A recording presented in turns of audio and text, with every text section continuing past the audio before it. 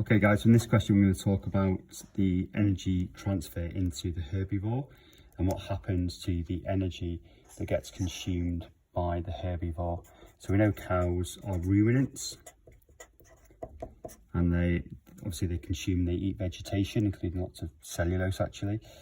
And the ruminant, just a little bit of recap on that, is a 4-chambered stomach in the cow. And the 4 chambers would be the rumen, which contain the cellulase secreting bacteria. So it's a mutualistic relationship between the bacteria that makes cellulases and the cow, because obviously it allows the cow to then obviously digest the cellulose, which releases beta glucose. The second chamber is called the reticulum, and that allows the cud, which is the chewed up grass, to be regurgitated back up the esophagus, back up to the mouth, and that's further grinding of the food, so mechanical digestion, where the food is broken down from bigger pieces into smaller pieces. The third chamber is the oomacum, and that's where water is absorbed across the wall of the oomacum into the blood, and we know there's quite a high water content of plant tissue because plant cells have to be turgid in order for the plant to grow. And the last chamber, number 4, would be the abomacum. And we know this is basically the true stomach, where you get hydrochloric acid and pepsin, which we know is an endopeptidase. So endopeptidase is hydrolyzed peptide bonds within polypeptides or polypeptide chains, and that releases shorter fragments. So those peptide bonds would have been non-terminal ones in the middle of the polypeptide, and the shorter fragments then create more terminal peptide bonds for the exopeptidases to work on down the length of the ileum of the cow. So we know it's a 4-chambered stomach: rumen, reticulum, oomacum and abomacum. In the rumen is where you get the cellulase secreting bacteria. Now obviously in the cow, the bacteria that die, they do pass from the rumen all the way into the abomacum, and they get hydrolyzed. A lot of the proteins in the bacteria get hydrolyzed into amino acids, or certainly shorter fragments, and then into amino acids down the ileum. So let's have a quick look at the question. It says, complete the following equation for the energy used in the production of new tissue within the cow. So we know new tissue is dry carbon biomass. And that's all the carbon containing molecules like phospholipids, DNA, RNA, amino acids, and therefore proteins. So any molecules with carbon in is the dry carbon biomass of the cells and the tissues of the cow. So energy used in the production of new tissue. So 91.34 is ingested by the cow.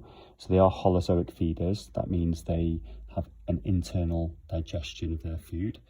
They secrete enzymes, and the enzymes hydrolyze a lot of the molecules to really smaller molecules. And it says C, F, R and U for the biomass of the new tissue. So let's just circle these: C, R, F and U. And what we want is an equation for P, the biomass of the new tissue. So we don't need to use A because it says not to use A. So let's have a quick look. Of the food that's eaten, 57.06 is released as feces. So that's a lot of cellulose that isn't actually digested. 0.03 is actually lost as excreted molecules in the urine. So that could be like urea, for example, which we know is a carbon-containing molecule. It's got nitrogen in it, but it still contains some chemical energy. So that energy is lost from the cow as urine. The cellulose that's not digested is part of the feces. That's got carbon in, so that's also lost. And then we know respiration, which is R, this one here, the heat is lost. So heat is lost from the process of respiration. So let's have a look. What is P then? So P is the biomass of the new tissue, and that equals the energy that was ingested. So that would be C. So that should go here, C. Equals the total energy ingested minus the energy that's lost in respiration plus the energy that's lost in urine, plus the energy that's lost in feces.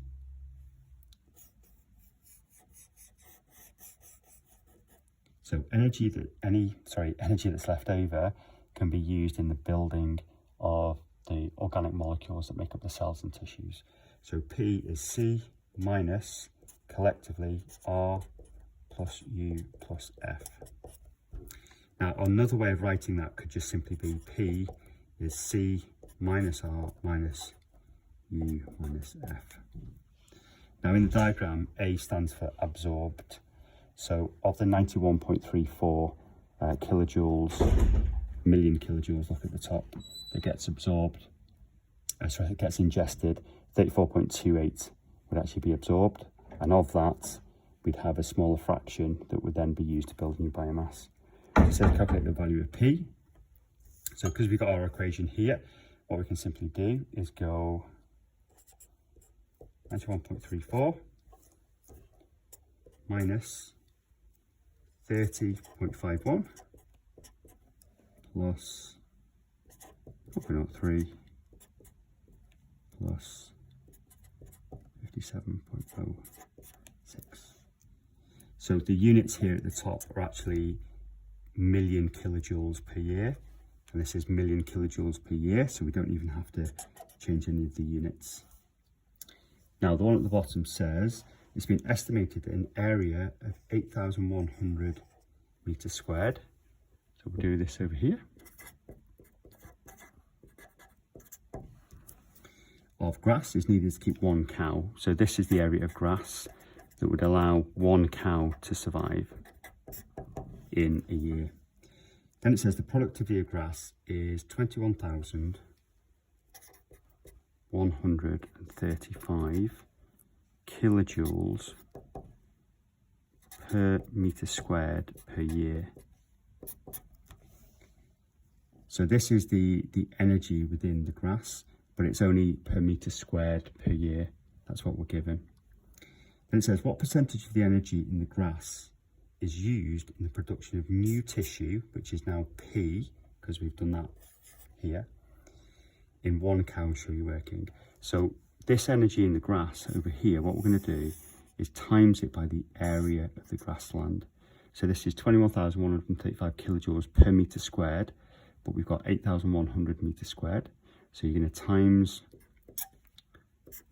this value by 8,100, and of that energy in that given area up here, we had the value of P, so you're going to work out P, and it says what percentage of the energy in the grass is used in the production of new tissue in one cow.